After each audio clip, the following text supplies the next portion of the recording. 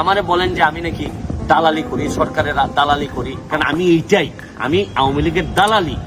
সারা জীবন আপনাদের জন্য বিভিন্ন ভাবে প্রতিবাদ করে অনেক কিছু হারাইছি জীবনে। বাংলাদেশে ভালো মানুষকে তো আপনারা জন্মাইতেও দেন না, আপনারা বাঁচতেও দিবেন না।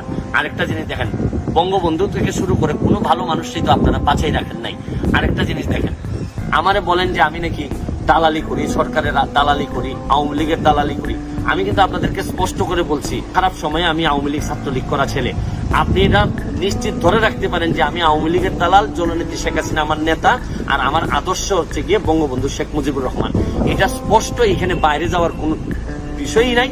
আমাকে যারা এটা মনে করেন গালাগালি দ্বারা কিচ্ছুই নাই, কারণ আমি এইটাই, আমি আওয়ামী লীগের দালালি। এর যে বাইরে যাওয়ার কোনো সুযোগ আমার নাই। এতে যদি আপনারা মনে করেন আমার পছন্দ না করেন, এটা আপনাদের ব্যক্তিগত ব্যাপার। আমি আপনাদের যে কোনো পছন্দ অপছন্দকে আমি সম্মান করি। তবে আপনাদের প্রতি একটাই অনুরোধ, আমার জীবনে সারা জীবনটা আমি শুধু